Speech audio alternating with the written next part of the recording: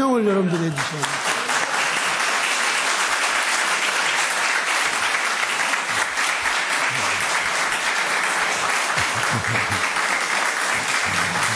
네, 됐어요.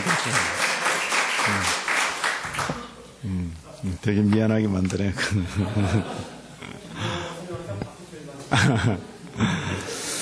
예, 참, 우리 존경하는 우리 박 목사님께서, 이런 자리를 마련하신 데 대해서 전 굉장히 참 감사합니다. 굉장히 감사하고, 오히려, 또 규모가 있는 저희 교회에서 잘 못하고 있는 걸 지금 모자이크 교회에서 먼저 시작하셨으니까 어떤 형태로든 이런 귀한 일에 또 동력이 되기를 또 생각해 봅니다. 하여튼 벌써 보니까 2회로 해놓으셨는데 또 계속 이런 자리가 또 더 발전적으로 진행되기를 기대하고 또 이런 귀한 일에 먼저 시작하셨으니까 또 박 목사님께서 요청하시면 언제든지 기쁨으로 그렇게 동력하기를 기대합니다.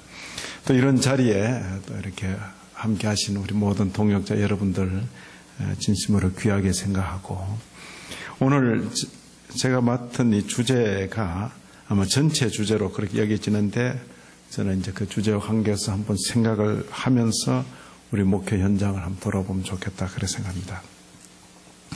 제가 받은 주제는 성육신적 목회 그리고 나눔이라 그렇게 표현되어 있습니다. 교환이 있으니까 함께 읽으면서 또 따라가면서 그렇게 하십시다. 먼저 이제 이런 표현, 이런 용어 아마 우리 박 목사님께서 기도하시면서 또 이렇게 아마 상당히 앞서가는 그런 그 컨셉입니다. 성육신적 목회 이런 게. 근데 실제로 성경적으로 한번 생각을 해보자 그렇게 생각했습니다. 성육신에 대한 이해로 먼저 빌립보서 2장 6절 8절을 같이 읽습니다. 그는 근본 하나님의 본체시나 하나님과 동등됨을 취할 것으로 여기지 아니하시고 오히려 자기를 비워 종의 형체를 가지사 사람들과 같이 되셨고 사람의 모양으로 나타나사 자기를 낮추시고 죽기까지 복종하셨으니 곧 십자가에 죽으심이라. 아멘. 바울 사도께서 빌립보서에 표현한 이 표현이 아마 성육신을 가장 잘 표현한 것으로 그렇게 여겨집니다. 성육신이라는 그 단어 자체는 요한복음 1장 14절에서 나온 겁니다. 말씀이 육신이 되어 우리 가운데 거하심에 그 구절을 따온 거죠. 이제 이전에는 조금 더 이렇게 한자 표현으로 말씀이 도가 육신이 되어 도성인신 그런 표현을 써요. 기억하십니까? 도성인신을 아는 분은 상당히 전통이 있는 분입니다. 근데 이제 그게 뭔 소린고 이런 분은 이제 현대 분이고 도성인신 아시는 분 계시죠? 도성인신. 저희는 잘할 때 그렇게 들었습니다. 도성인신이라고. 근데 그걸 성육신이라 말씀이 육신이 되어 우리 가운데 가신다. 우리 주님 예수님의 경우에 하나님이심에도 자신을 낮추어서 사람들 가운데 계셨던 이것을 가리켜 성육신이라.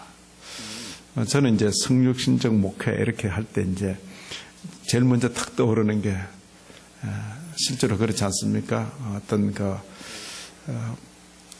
참 교육받을 거 다 받고 전교대학 나오고 교육받을 거 다 받고 정말 어느 목회지로 갔는데 교인들은 안 알아주고 자기 수준 정도도 여기지 않고 그냥 막 그럴 때 진짜 내가 왜 여기 와서 이 짓 하냐 그렇게 느껴질 때 있죠. 아마 주님께서도 아마 그렇게 느끼셨는지 모르지만은 누구나 주님을 다 영접하고 누구나 주님을 환영한 건 아니죠. 성경 가만 보세요. 참 웃기는 일이 있다고. 예수님이 설교했는데도 안 듣는 사람이 있다니까요. 그죠? 예수님이 최고의 선생이라 했잖아요. 근데 예수님께서 설교하신데도 뭐 어렵다 그러고 무슨 소리인지 모르겠다 그러고. 그러니까 그런 일들이 있을 수 있으니까 바로 그럴 때에 주님께서 어떻게 하셨을까? 주님께서 오래 참고 견디시면서 끝까지 자신에게 맡겨진 대속의 역할을 잘 하셨잖아요. 어쩌면 우리 목회의 현장이라는 것이 그럴 수가 있다는 것이죠. 전문가로서 대우 못 받는 곳이 바로 교회예요. 다른 데는 다 저는 이제 목회와 관계에서는 목사의 아들로 그렇죠. 대학을 마치고 신학을 하고 목사가 되었고 또 유학을 갔다 와서 이제 신학 교수로 있다가 교회가 요청해서 목회지로 갔는데 목회 현장이란 건 누구나 한마디씩 하는 거예요. 한마디씩.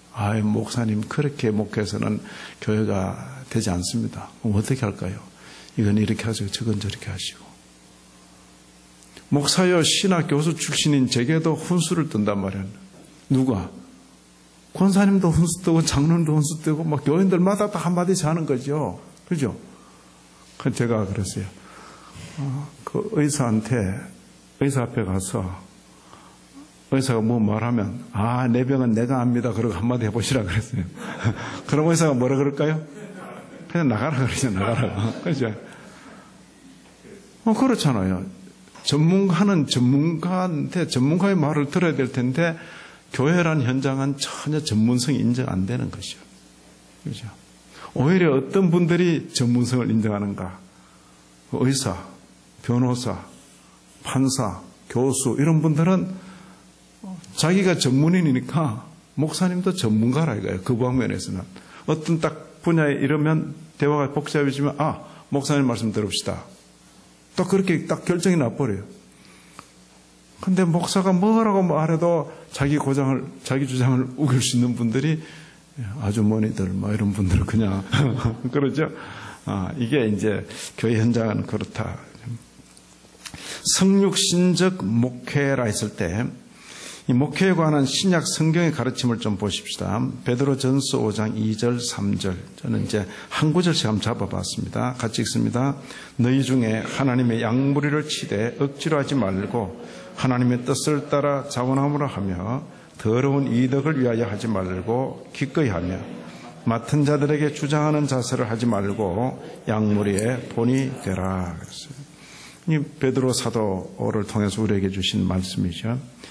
여기 하지 말고 목회를 권하면서 하지 마라. 굳이 이렇게 성경은 좀 긍정적으로 되게 기록돼야 될 텐데 굳이 부정으로 했을 때는 조심하지 않으면 너무 쉽게 그렇게 된다는 거죠. 왜냐하면 마이크를 잡은 사람이 목사잖아요. 그렇죠? 교회 가운데서 중심되니까 그러다 보니까 성도들이 주님 때문에 순종하는데 그런데도 목회자의 목소리가 커질 수 있는 거죠. 명령할 수 있고. 제일 제가 이제 좀 거북스럽게 생각하는 건 목사님들이 성도들에게 반말을 너무 쉽게 할 때 그때는 굉장히 조심스러운 거예요.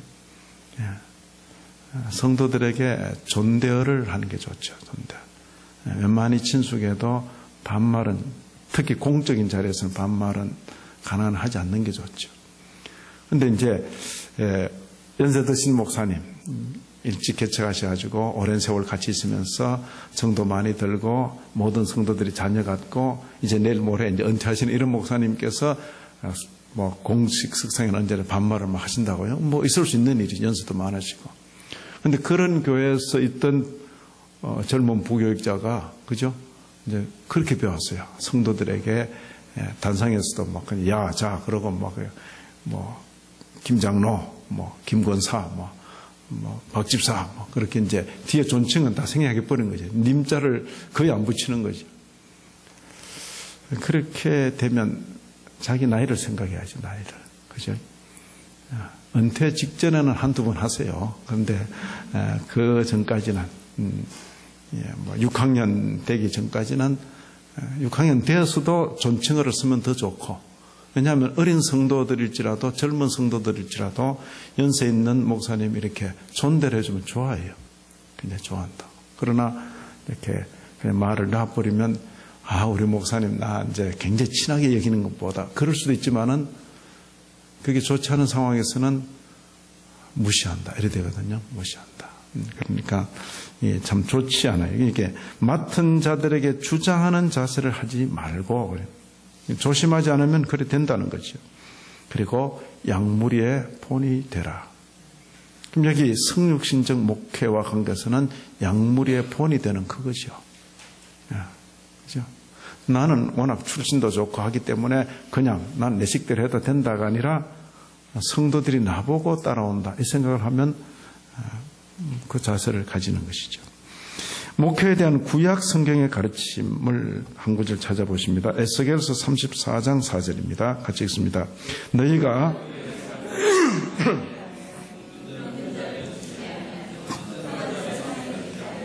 쫓기는 자를 돌아오게 하지 아니하며 잃어버린 자를 찾지 아니하고 다만 포악으로 그것들을 다스렸도다. 이 에스겔 시대는 유다 나라가 이미 멸망기에 들어있죠. 34장 같으면 이미 예루살렘도 함락되고 난 뒤지요. 그 하나님의 멸망을 받고 예루살렘이 심판의 대상이 되고 하나님의 선민들이 바벨론으로 옮겨진 그 사연에 지도자들의 책임, 여기 목자들로 불려지는 지도자들의 책임이 있는 것이죠. 너희가 그 연약한 자를 강하게 아니하며, 그죠? 병든 자를 고치지 아니하며 책임을 하지 못했다는 것. 상한 자를 삼해주지 아니하며 쫓기는 자를 돌아오게 하지 아니하며 잃어버린 자를 찾지 아니하고 도리어 그들을 포악으로 힘으로 내리누르며 다스렸다. 그죠? 여기에 그 목자된 자, 백성의 지도자가 된 자가 관심을 가지고 해야 할 일이 잘 기록되어 있는 거죠. 제가 이제 교회로 목회지로 불론받았을 때 이 구절을 이제 신방이 뭐냐? 찾아가서 연약한 자를 강하게 하는 거다. 병든 자를 고치는 거다. 상한 자를 싸매주는 것이다. 쫓기는 자를 돌아오게 하는 것이다. 잃어버린 자를 찾는 것이다. 그죠? 목회라는 일이 바로 그 일이죠. 목회라는 일이. 이 일을 위해서 봉고차 타고 하루 종일 돌아다니는 거죠. 그죠? 그렇게 하는 거죠. 이 34장 23절 24절에 내가 한 목자를 그들 위에 세워 먹이게 하리니 그는 내 종 다윗이다. 이렇게 표현했어요. 그래서 사람들 사이에 다윗이 다시 부활해서 올 모양이다. 이렇게 문자적으로 생각하는 분도 있었어요. 실제로. 그러나 그게 아니고 다윗을 표상으로 한 누구? 메시아, 예수 그리스도를 기다리게 하는 말씀이죠. 그가 그들을 먹이고 그들의 목자가 될 것이다. 이 나사렛 예수 그리스도에게 실현된 그 말씀이죠. 이 시편 중에 시편 78편 71절 2절 이것도 역시 다윗의 통치와 관계된 표현입니다. 같이 한번 읽습니다. 또 그의 종 다윗을 택하시되 양의 우리에서 취하시며 전양을 지키는 중에서 그를 이끌어내사 그의 백성인 야곱 그의 소유인 이스라엘을 기르게 하셨더니 이에 그가 그들을 자기 마음의 완전함으로 기르고 그의 손의 능숙함으로 그르지. 다윗의 이 백성 다스림이 우리 목회에 아주 좋은 본이 되죠. 두 가지입니다. 하나는 마음이 있어요. 마음. 자기 마음의 완전함으로 기르고 또 하나는 손의 기술입니다. 그의 손의 능숙함으로 그들을 지도하였도다. 그죠? 마음. 양떼를 돌보면서 돈 벌 생각만 하면 안 되죠. 물론 양떼를 통해서 돈을 벌지요. 그죠? 양을 살찌우고 양털을 깎아 팔고 또 양의 젖을 이렇게 하고 그러면서 분명히 양을 뭐 때문에 기릅니까? 그런 경제적인 이익을 생각할 수 있겠죠. 그러나 그 양떼 자체에 대한 마음, 그건 이제 목자가 가질 마음, 양떼 자체. 자기 마음의 완전함으로 기르고, 그죠? 그리고 자기 그 손의 능숙함으로, 양떼를 보살필 때 그 목자가 가지는 독특한 양에 대한 그 안목, 지식, 배려, 이런 게 다 있어야 되는 거죠. 양이 왜 우는지, 저렇게 울 때는 뭐가 불편해서 우는지도 아무 생각이 없으면 그 목자로서는 아닌 거죠. 그래서 마음과 기술, 손의 기술. 그러니까 우리가 목회를 할 때도 성도들 향하는 마음. 누가 저게 그렇게 이야기를 했어요. 처음에 이제 단상에 서서 설교할 때, 또 웅변을 처음 배울 때, 안전 청중들을 돌같이 여겨라 하세요. 왜냐하면 다 눈동자를 막 이렇게 보니까 이게 기가 죽어가지고 이렇게 천장만 보고 설교한다든지 그럴 수 있으니까 돌이나 나무같이 여겨라. 처음에는 그 말을 들었어요. 왜냐하면 제가 이제 배우는 중이니까. 그러나 살아가면서 또 설교하면서 그거 아니지 않는가. 아무리 설교자가 웅변을 잘하고 할지라도 그 성도들의 청중들에 대한 사랑하는 마음이 없으면 그게 무슨 설교냐. 그러니까 비록 좀 떠듬떠듬하고 그 눈빛을 감당 잘 못하고 좀 부끄러움도 있고 그럴지라도 그 청중들에 대한 사랑이 있으면, 사랑하는 마음이 있었어. 내가 이 설교를 통해서도 우리 성도들에게 유익을 주려는 어떤 그런 생각이 있으면, 이 말씀을 들으면 우리 성도들이 어떤 영적 유익을 받는다, 이 생각을 가지고 있을 때 그 설교가 유창하지 못해도 좀 때로 좀 떠듬거려도 그게 훨씬 더 설교가 아닐까. 저는 이제 그렇게 해서 웅변의 초기에는 뭐 청중들을 돌이나 나무같이 여겨라, 기죽지 마라, 뭐 그럴지 몰라도 조금 생각해 보면 적어도 설교는 설교 듣는 분들에 대한 사랑하는 마음이 있어요. 마음.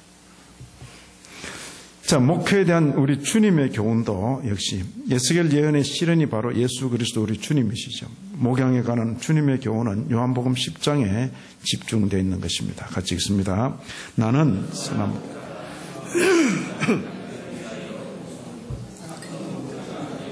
양도 제 양이 아니라 이리가 오는 것을 보면 양을 버리고 달아나나니 선한 목자라 나는 내 양을 알고 양도 나를 아는 것이 아버지께서 나를 아시고 내가 아버지를 아는 것 같으니 나는 양을 위하여 목숨을 버리노라. 아멘. 양을 위하여 목숨을 버리노라. 이게 이제 우리 주님의 말씀이죠. 말씀만 이렇게 하시고 실제로 뭐 그런 게 아니라 처음에 이 제자들이나 성도들이 이 말씀을 들을 때 귀로 듣긴 듣지만은 이 말씀이 무슨 뜻인지 알았겠어요? 그죠? 선한 목자 이야기하고 주님께서도 선한 목자로서 선한 목자처럼 저렇게 하실 모양이다. 뭐 이 정도 생각하는 거지. 실제로 이분이 죽으실 줄 어떻게 알았어? 죽으실 줄. 그렇잖아요. 그건 진행되면서 비로소 알게 된 거지. 제자 중 누구도 그렇게 생각 안 하죠. 여기 주님께서 나는 내 양을 위하여 목숨을 버린다. 그럴 때는 앞으로 될 일을 미리 말씀하시는 것이요. 그러나 제자들은 이 말을 들어도 실제로 그런 일이 일어날 것을 감히 상상 못하는 거죠. 상상 못하는 거죠. 그렇잖아요. 주님께서는 죽으러 오셨고 실제로 양들을 위하여 목숨을 버리시는 것이죠. 과연 우리가 이제 목사가 될 때는 그 목사로 세우는 안수하는 노회가 있죠. 노회에서 목사 안수하죠. 이제 지난번에 동로에서 목사 안수하면서 노회장께서 선언하기를 아무개 씨는 우리가 8명인가 9명인가 목사 안수했는데 서울 대한예수교 장로회 서울 동로회 목사가 된 것을 선언하노라 이랬어요.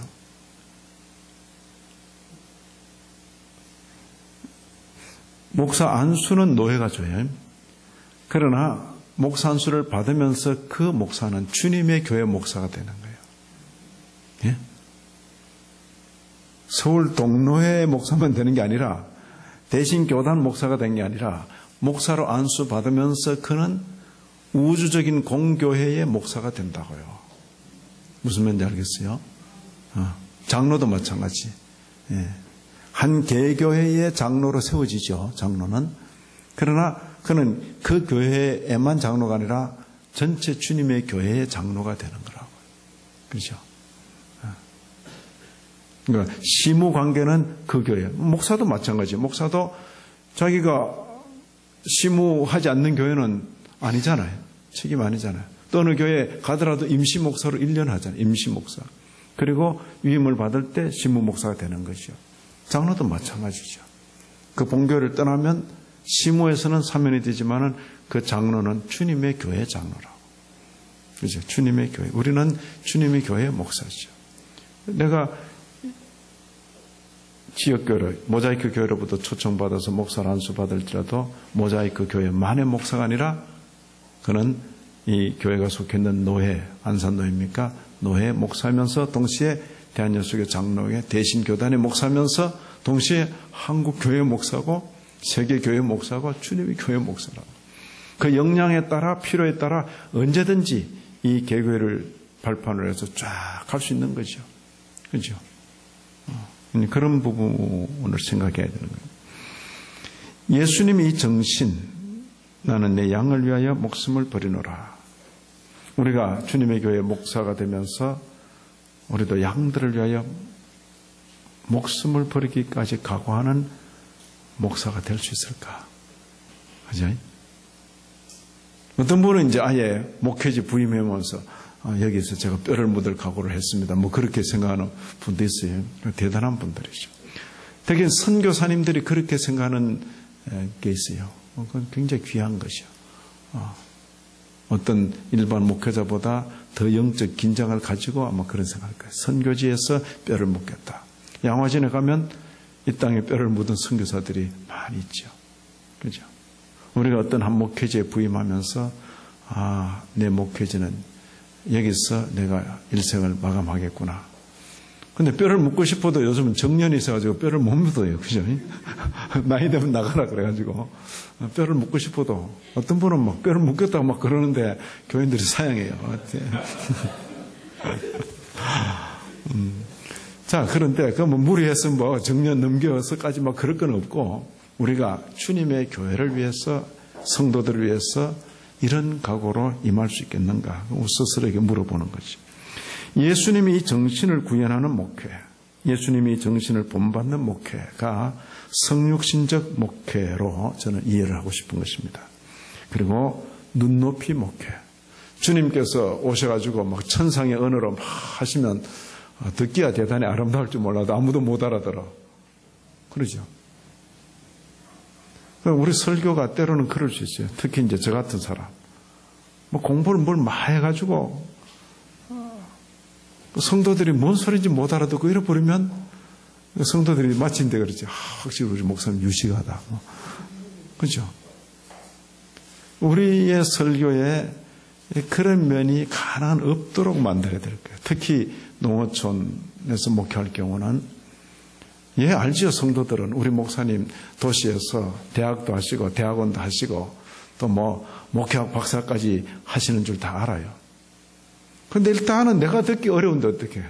설교 딱 시작하면 구름 잡는구나. 그러고 이제 그렇죠. 뭐 그러다가 사이에 뭐 히브리어 헬라 한 번씩 나오고 뭐 그냥 나오면 그냥 아멘 주여 진리의 말씀인 줄 믿습니다. 그러고 이제 그런 용어들을 쓰면서 점점 성도들과의 거리가 간격이 생기는 거죠. 그죠? 그래서 가능한 성도들과 간격이 생길 그런 용어, 그런 외래어, 그런 원어 이런 건 가능한 안 쓰는 게 좋죠. 부득이해서 쓸 때는 양해를 구하고 제가 꼭 이번에는 용서하십시오 하고 이걸 설명하기 위해서는 꼭 한마디 하긴 해야 되는데 이참에 여러분도 좀 유식해집시오. 그러고 이제 그렇게 왜냐하면 굉장히 그게 미안한 거죠. 뭔 소리인지 모르겠는데. 그래서 이 성도들과 했을 때 그 성도들과 가능한 한 동화가 되는 게 참 좋죠. 동화가 될 수 있으면. 그러니까 농촌에서 목회할 때는 농부 중에 한 사람처럼 될 수 있어야, 어촌에서 목회할 때는 어부 중에 한 사람처럼 될 수 있어야. 그럼에도 어부일수만은 없는 그게 그분이죠. 농부 중에 한 사람 같은데 그럼에도 농부일수만은 없는 그게 그분의 거죠. 우리 주님께서 그 팔레스타인에 허구한 많은 사람들 중에 한 사람인데 그러죠. 또 그렇게 많은 되지 않은, 그게 이제 주님의, 바로 그 때문에 그 모습으로 거기 계신 거니까. 그런데 농촌에 목회하시면서도, 어촌에 목회하시면서도 그 복장부터 다 구별돼 가지고 감히 범접할 수 없도록 늘 양복 입고 다 나타나고 뭐 이러면, 예, 뭐 목사님, 예, 뭐, 근데 정이 안 드는 거예요. 그죠? 농부들은 지금 막 농번기가 돼가지고 막 참 발끝도 붙이고 막 그냥 일손 하나라도 더 필요한데, 목사님 홀로 양복 다 입고 나타나시면 뭐 산에서 내려온, 그 하늘에서 내려오신 신령한 분 같긴 하지만은 참, 그렇죠. 스스로를 그렇게 할 필요가 뭐 있을까? 그죠? 하여튼 한번 생각을 해 보십시오. 그건 뭐 경우에 따라 달리 생각할 수도 있습니다만은. 자, 성육신적 목회의 구현과 관계해서 이러한 성육신적 목회는 다방면으로 나타날 수 있을 것입니다. 설교에도 그렇죠. 설교에도 그들의 용어로, 그들의 관심, 교육에도, 신방에도, 구제에도. 오늘 이 시간에는 특히 주제를 나눔이라 그렇게 표현했어요. 나눔. 이 나눔이라 했을 때 줄 게 있어야 나누죠. 그죠? 줄 게 있어야. 성경에서 이 몇 구절을 한번 생각을 해 보십시다. 사도행전 3장 6절 같이 한번 읽습니다. 베드로가 이르되 은과 금은 내게 없거니와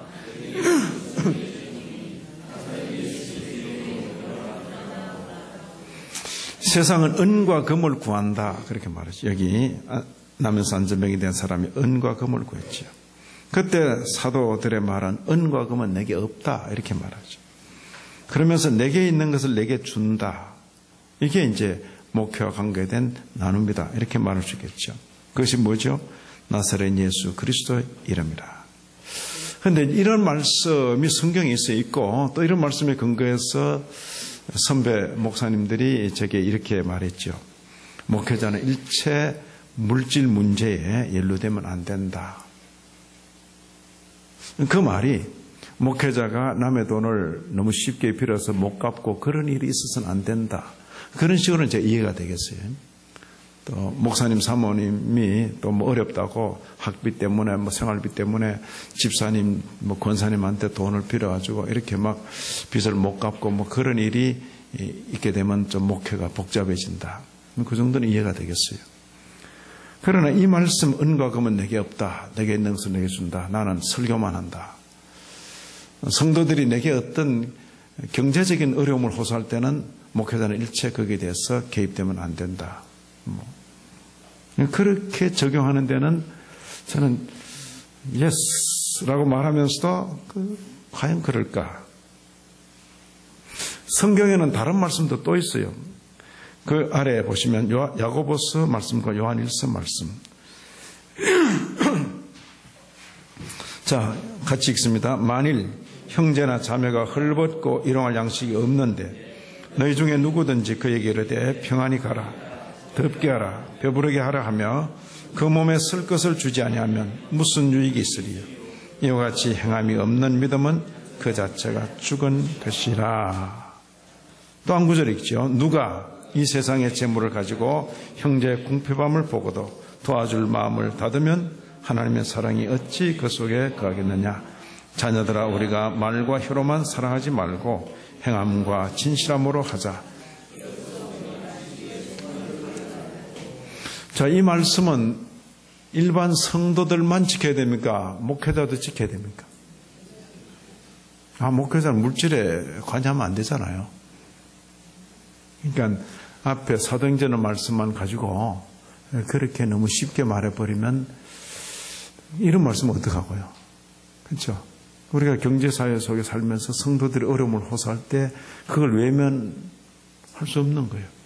목회자도 형편 닿는 대로 도와줘야 될 거 아니에요. 도와줘야 돼요. 그렇죠? 제가 이렇게 표현했습니다. 경제사회 속에 살면서 이런 말씀들을 외면하고 있어서는 목회를 한다고 말하기가 어렵죠. 이런 말씀들은 성도 일반에게 요구되는 삶의 방식이면서도 목회자는, 성도 일반이라는 말은 목회자 포함해서 목회자든지 중직자든지 모든 성도든지 누구든지 이 말씀을 지켜야지. 목회자는 당연히 이런 면에 있어서 솔선수범해야죠. 그죠? 농어촌 현실, 선교지 현실, 그 속에서 목회자도 이런 삶을 살아야 되는 거죠. 표현된 대로 형제나 자매가 헐벗고 일용할 양식이 없는데 평안히 가라, 덥게 하라, 배부르게 하라. 말만 하지 말고 그 몸에 쓸 것을 줘야 된다는 거죠. 쉬운 일이 아니죠. 자, 농어촌 목회자로서 우리에게도 나누어줄 것이 있는가? 그 표현이 이제. 자, 저는 목사의 아들로 자랐어요. 저희 부친이 목회한 데는 대구 지역의 그 피난민 수용소예요. 6.25 동란이 일어나가지고 그 피난민들이 쫙 몰려와서 대구까지 왔어요. 그러니까 대구 기존에 있던 시민들과 섞이면 계속 싸우면 하고 도적질이 있고 이러니까 딱 경결해가지고 대구 외곽지로 뽑아내가지고 외곽지 그 공동묘지 이런 거 다 밀고 거기다가 수용소. 전 어릴 때 학교 가면 자꾸 수용소에서 왔다 그래. 내가 뭔 소린지 몰랐어요. 수용소인지 몰랐는데 나중에 보니까 거기 피난민 수용소. 거기 저희 부친께서 목회를 하신 거예요. 경상도 부인데 피난민 수용소에서 목회를 하신 거예요. 저희 부친 계신 곳은 평안도분이에요. 평안도분. 장로님께서 종종 설교를 하신데 당색이 그래. 당색이 대토에 대초에 치엇을 전부 튀었으라. 대토에 하나님이 턴디를 당도하시니라. 우리 어릴 때부터 그런 말을 많이 들었기 때문에 그냥 익숙해 있는 거예요. 당색이 일당 일떨. 어릴 적부터 이제 목사의 아들로 자랐죠. 제 기억에 제 옷이라고 사서 입은 적이 거의 없는 것 같아요. 전부 주는 걸 받아 입었죠. 중고등학생 되니까 몸 좀 커졌다고 장로님 입던 걸 줬는데 이게 허리가 돌아가는 거예요. 반틈 접어가지고 입고 막. 좋아하는 색깔이 없어요. 무슨 색깔 좋아하냐. 우리는 주는 대로 입는 거죠. 뭐. 그죠? 주는 대로. 주는 대로 입고 주는 대로 먹고 주는 대로. 그죠? 내가 뭘 이걸 그러면 안 되죠. 안 되죠. 그럴 수 없는 거죠. 이게 이제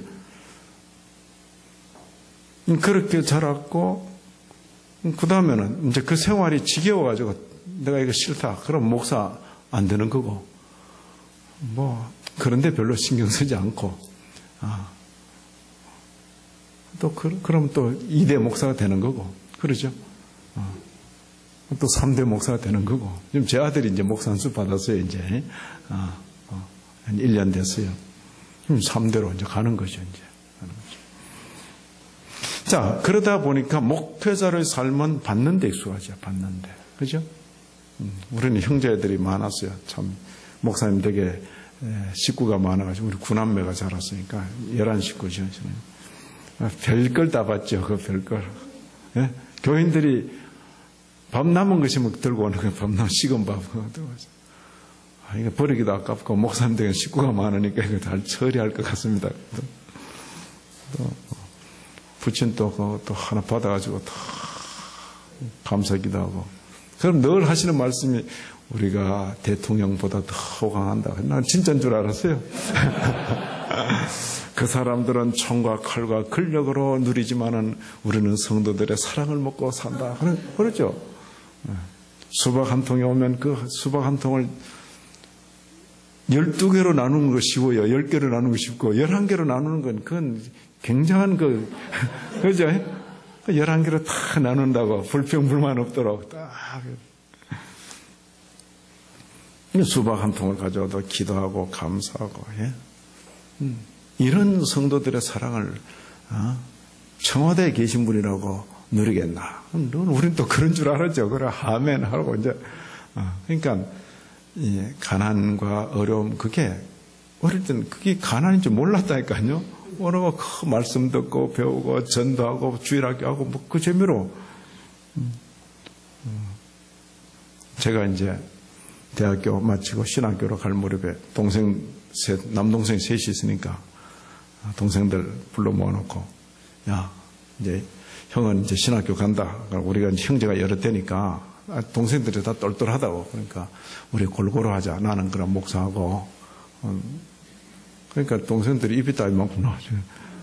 왜? 그러니까 형만 좋은 거 하고 그래. 미안하다. 그럼 너 마음대로 해라, 마음대로 해라. 그런 뜻이 아니다. 형만 좋은 거 한다고 따라왔다가 지금 고생 엄청 하는 동생이었어요. 이게 목회가 어떤 동생에게는 맞고 어떤 동생은 안 맞아. 실질적으로 내가 볼 때는 장사했으면 훨씬 잘할 것 같은데 목회를 장사하듯이 하려는 게 잘한데 이게. 그러니까 그래서 뭐 사형제가 다 목사가 됐어요. 목사가 됐는데 그게 아멘 뭐 할 게 아니에요. 그게 목회가 잘 맞는 분도 있고 막 평생 고생만 하는 또 경우도 있고 그래요. 여동 우리가 잘할 때는 남자는 목사하고 여자는 사모하는 줄 알았다니까요. 김일성보다 세뇌를 더 잘 시킨 거예요. 그죠? 가난을 못 느끼도록 만들어서 가난을 못 느끼도록. 한 번은 제가 이제 고등학교 때인데 주일 난제배 마치고 오후 예배가 있었고 그 점심 여름인데 점심 먹고 이제 점심 우리 이제 점심 맛있게 먹고 이제 부친 목사님은 오후 예배하러 올라가시고 이제 막 상 치우고 오후 예배 가려는데 거지가 온 거예요. 거지가 밥 달라고. 그 우리 참 밥도 그 귀한데 그걸 이제 우리 차례 먹던 그 반찬에 그 밥에 줬다고. 우리 어머님 바쁜데 내가 이제 마지막 이제 거지도 왔고 하니까 내가 마지막 살피고 올라가는데 이 친구가 그도 차번에 상을 이런 걸 먹으라고 주느냐고. 그때 제가 느낀 느낌이 뭐겠어요? 야, 거지도 그도 차는 상을 우리는 그렇게 맛있게 먹었구나. 예? 지금 설교하러 올라가신 담임 목사님도 그렇고 우리 가족이 그렇게 맛있게 먹은 그 상인데 거지는 자기를 무시한다 생각해가 이런 걸 먹으라고 주느냐고. 그때 제가 그때 유도할 때 지금 몸 반쪽이지만 몸 좋았어요. 멱살 탁 쥐고 그냥 땅바닥에 맺히려고. 그러니까 저희 어머님이 붙들고 성부아 그러지 마라. 제가 거지와도 친구라고요. 거지도 저희 집에 올 때 거지들이 제 이름 대고 오고 막 이랬다고. 근데 그 친구가 그렇게 상을 거듭 차니까 이야 이게 신앙세계란 그런 거예요. 거지도 거듭 차는 상을 우리 식구들은 그 11식구가 그렇게 맛있게 먹고 감사하고 그렇게 먹었는데 받는데 익숙해져 버린 목회자의 삶. 그래서 이게 목회자 중에서도 또 이렇게 좀 조건이 뭐 수용소 또 뭐 농어촌 그렇잖아요. 더 이렇게 될 수 있는 받는데 익숙해져 버리는 그런 농어촌 목회자의 삶이 될 수 있어요. 또 선교사의 경우도 그럴 수 있어요. 받는데 익숙해져 버리죠. 우리에게도 줄 것이 있다라고 자각할 수 있어야 목회자로서의 자존감을 가질 수 있을 것이다. 이게 이제 아주 중요한 거죠. 사도 바울의 다음과 같은 말씀은 우리에게 시사하는 바가 작지 않은 것입니다. 같이 읽습니다. 우리가 너희에게 신령한 것을 뿌렸음즉 너희의 육적인 것을 거두기로 과하다 하겠느냐. 다른 이들도 너희에게 이런 권리를 가졌거든 하물며 우리일까 보냐. 그러나 우리가 이 권리를 쓰지 아니하고 범사에 참는 것은 그리스도의 복음에 아무 장애가 없게 하려 하심이로다. 아멘. 일단 우리는 장로교 목사로서 개혁교회 장로교 목사로서 이 신앙의 형태 중에서 가장 좋은 형태를 성도들에게 준다. 그 자부심이 있어야 돼요. 그냥 이름만 장로교 아닙니다. 이 현재 지상에 있는 신앙 형태 중에서 가장 성경적이고 진리의 가장 풍성한 내용을 우리는 전수받았고 그걸 성도들에게 준다라는 이 자부심이 있어야 되는 거예요. 그런 자부심을 가지려면 자신이 전하는 그 복음에 대한 확신이 있어야 돼요. 확신. 예? 여기도 기우 저기도 기우 하는 게 아니라 순복음은 이런 면에 장점이 있지만 이런 면에 약점이 있고 감리교는 이런 면에 장점이 있고 이런 면에 약점이 있고 장단을 어느 정도 알고 있어야 되지. 알고. 그럼 너는 왜 장로교 목사냐? 이렇게 대한신학교를 나오고 안양대학교를 나오고 이래서 나는 장로교 목사인데 배우고 보니까 이 신학의 내용이 가장 성경적이고 바르고 귀하다. 그런 확신이 있어야 돼. 내가 주는 참 설교 말씀, 내가 가르치는 말씀에 대한 자부심이 있어야 되는 거예요.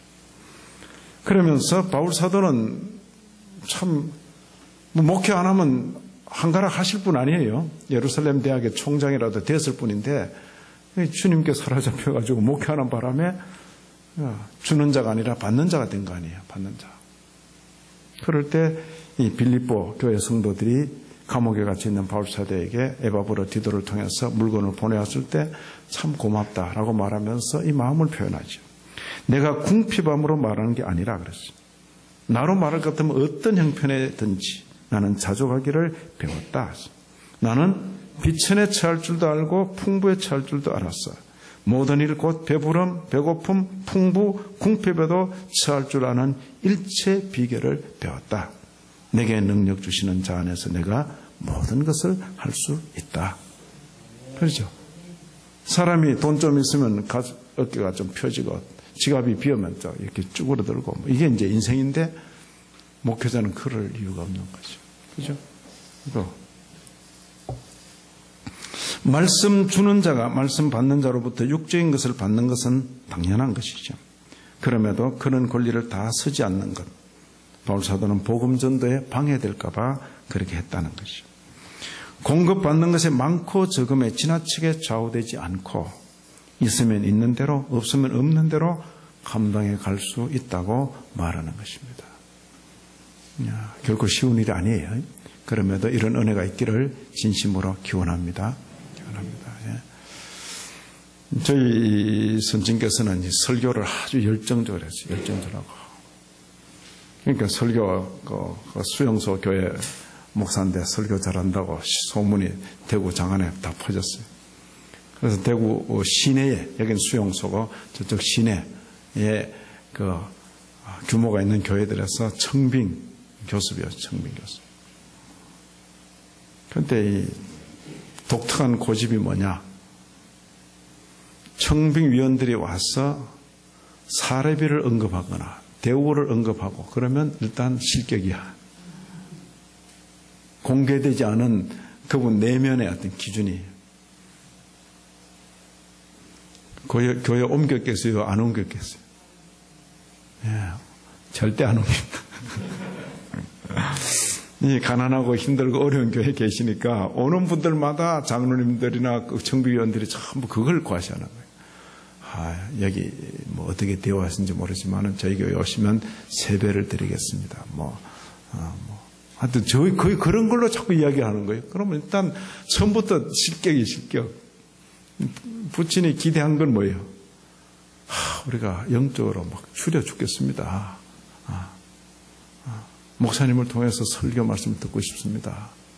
다른 거야 참 저희들이 아무리 잘한들 그게 뭐 되겠습니까? 우리가 지금 영적으로 무슨 살고 그 말을 기대하는데 그 말을 하는 사람이 별로 없단 말이에요. 안 가는 거지. 안 가는 거지. 진짜. 그런 외고집이 있는 거죠. 그래서 그냥 대구에서 15년 목회하셨는데 그냥 그 자리에 그대로 그냥. 예? 졸지에 저는 이제 우범지대 출신이 된 거죠. 제 초등학교 동창들은 거의 중학교, 고등학교 되면 전부 이제 국비장학생으로 국가가 지은 기숙사에 다 들어가 살고. 뭔지 알죠? 훈장 하나씩 붙여서 이제 탁 나오는 거죠.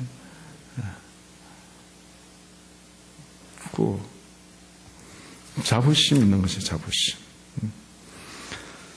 자, 연보, 특히 이제 이 부분과 관계해서, 연보, 특히 구제연금의 기능, 교회 가운데서 도움 주는 자와 도움 받는 자 사이의 관계에 대해서 사도의 교훈에 귀를 기울이는 것이 중요합니다. 우리가 목회자로 살면서 도움을 받기도 하고, 농어촌 목회자로 살면서도 도움을 받기도 하고, 또 우리가 비록 형편이 어렵지만은 작은 교회에 도움을 주기도 하고, 그렇게 하죠. 여기 보면 이 봉사의 직무가 성도들의 부족한 것을 보충할 뿐 아니라 첫째는 부족한 것 보충이에요. 헌금을 통해서 여기서 저기로 저기서 여기로. 모자이크 교회 같은 교회가 있어서 참 이런 모임을 가지는 것 참 감사한 일이죠. 대단히 귀한 일이죠. 사람들이 하나님께 드리는 많은 감사로 말미암아 넘쳤다 그랬어요. 보충하는데 겨우 보충하는 게 아니라 넘치도록 이 직무로 증거를 삼아 너희가 그리스도의 복음을 진실히 믿고 복종하는 것, 그들과 모든 사람을 섬기는 너희의 후한 연보로 말미암아 첫째 하나님께 영광을 돌리고, 성도들 사이에 물건이 주고 가는데 하나님께 영광이 된다 그랬어요. 영광이 된다. 그렇죠. 이건 좀 물질을 보내는 교회도 있고 받는 교회도 있고, 보내는 성도도 있고 받는 성도도 있는데 그 일을 통해서 성도 간에 주고받고 하는 그 일을 통해서 하나님께 영광이 된다. 또 하나는 받는 그들이 보내는 공급하는 너희를 위하여 간구한다. 그래서 간구한다. 실제로 어떻게 이렇게 후원을 받거나 도움을 받거나 이렇게 할 때 기도하게 됩니까? 그 교회를 생각하면서 우리에게 도움 준 저 같은 사람도 그렇죠. 목사들로 살다가 이제 신학교 마치고 또 유학을 떠나게 됐는데 어디 뭐 있어요? 아무것도 없죠. 근데 이제 그때 마침 한국의 신동아에서 하는 횃불 장학금 그걸 이제 제게 공급해 준 거죠. 독일에서 체류비 중에서 절반은 횃불에서 보냈고 절반은 현지 교회가 부담을 한 거죠. 그럴 때 제가 늘 받는 입장이 지금까지도 그 감사해요. 지금까지도. 제가 있는 것은 그러죠. 빚진 사람이죠. 받는 자가 주는 자를 위해서 간구한다. 그리고 하나님이 너희에게 주신 지극한 은혜로 말미암아 너희를 사모하는, 이때 너희는 공급하는 너희죠. 빌립보 교회죠. 받는 사람은 사도 바울 자신일 수도 있고 어려움 중에 처해 있는 예루살렘 교회일 수도 있고, 한편으로 기도하고 한편으로 사모하는 거죠. 보고 싶어 하는 거죠.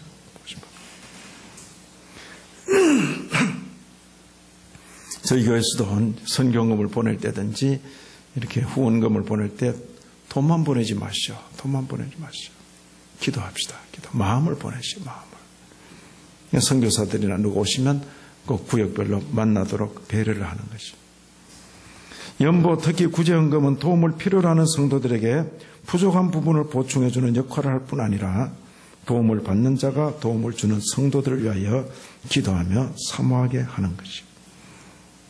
우리가 받는 입장에 있을 때 바로 성경 말씀의 교훈대로 공급하는 분들을 위해서 기도하고 그분들을 보고 싶어하고 사모하는 이런 마음이 있는 것이 아마 정상일 것입니다. 우리가 어려운 형편에서도 힘을 모아서 이렇게 공급했을 때 누군가 우리의 작은 손길을 받는 그들이 역시 또 우리를 위하여 기도하고 우리를 보고 싶어 할 것이다. 그 말.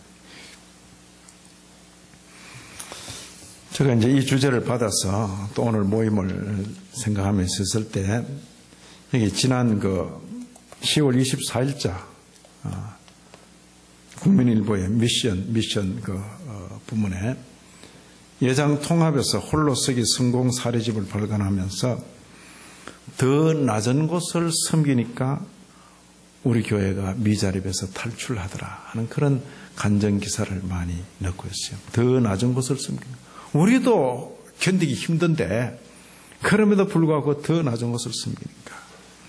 예를 들어서 고향 화전 벌말교회 예를 이렇게 들었어요. 군사보호지역이고 개발 제한지역이라 교회 문 닫을 위기에 있었는데 동네 어르신 영정사진 찍어드리고 발마사지 해드리면서 10배로 성장했다 그랬어요.